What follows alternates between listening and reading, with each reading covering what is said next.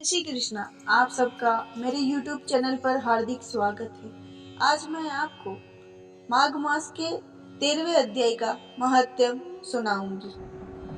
विकुंडल कहने लगा कि तुम्हारे वचनों से मेरा चित्त अति प्रसन्न हुआ है, क्योंकि सज्जनों के वचन सदैव गंगा जल के सदैव पापों का नाश करने वाले होते। उपकार करना तथा मीठा बोलना सज्जनों का स्वभाव भी होता है, जैसे अमृत मंडल चंद्रमा को भी ठंडा कर देता है।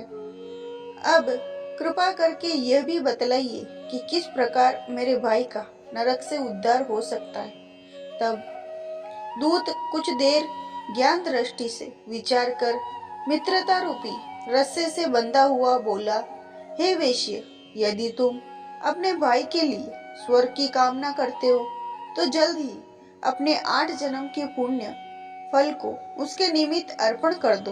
तब विकुंडल ने कहा, हे दूत, वह पुण्य क्या है और मैंने कौन कौन से जन्म में कैसे किया, सो सब बतलाओ, फिर मैं अपना पुण्य अपने भाई को दे दूंगा। दूत कहने लगा, हे वैश्य, सुनो, मैं तुम्हारे पुण्य की सब कथा सुनाता हूँ। पूर्व समय में मधुवन में साल्की नाम का ऋषि था। वह बड़ा तपेश्वरी ब्रह्मा के समान तेज वाला था। नवग्रह की तरह स्त्री रेवती के 9 पुत्र थे, जिनका नाम ध्रुव, शशि, बुध, तार, ज्योतिमान थे। इन पांचों ने गृहस्थ आश्रम धारण किया तथा निर्मोह, जितमाय, ध्याननिष्ठ और गुण त्याग के चारों संन्यास ग्रहण कर वन में रहने लगे। ये सीखा सूत्र से रहित पत्थर और सोने के समान समझते हैं। जो कोई अच्छा या बुरा उनको अन्न देता वही खा लेते, और कोई कैसा भी कपड़ा देता उसको पहन लेते। सदैव ब्रह्म के ही ध्यान में लगे रहते। इन चारों ने व्रत, शीत, निद्रा और आहार सबको जीत लिया। बस चर अचर को विष्णु रूप समझते हुए मौन धारण करके संसार में विचरते थे। ये चारों महात्मा तुम्हारे घर आए। जब तुमने मध्याह्न के समय भूखे प्यासे इनको आंगन में देखा तो तुमने गदगद कंठ से आंखों में आंसू भरकर इनको नमस्कार करके इनका बड़ा आदर सत्कार किया।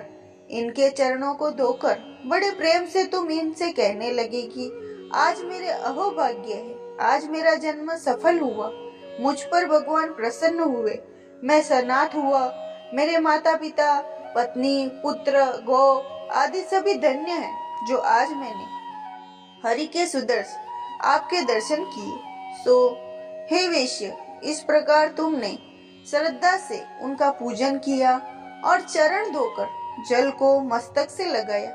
फिर विधि पूर्वक इनका पूजन करके तुमने इन सन्यासियों को भोजन कराया। इन सन्यासियों ने भोजन करके रात को तुम्हारे घर में विश्राम किया और ब्रह्मा के ध्यान में लीन हो गए। इन सन्यासियों के सत्कार से जो पुण्य तुमको मिला है, सो मैं भी कहने में असमर्थ हूँ, क्योंकि सब भूतों में प्राणी श्रेष्ठ है।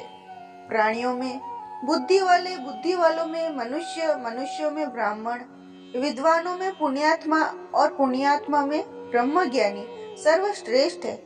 ऐसी ही संगति से बड़े बड़े पाप नष्ट हो जाते हैं। यह पुण्य तुमने अपने पहले 8वें जन्म में किया था।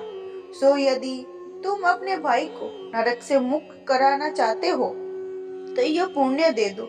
सो दूत के ऐसे वाक्य सुनकर उसे प्रसन्न चित्त से अपना पुण्य अपने भाई कुंडल को दे दिया और वह नरक से मुक्त हो गया और दोनों भाई देवताओं से पूजित किए गए।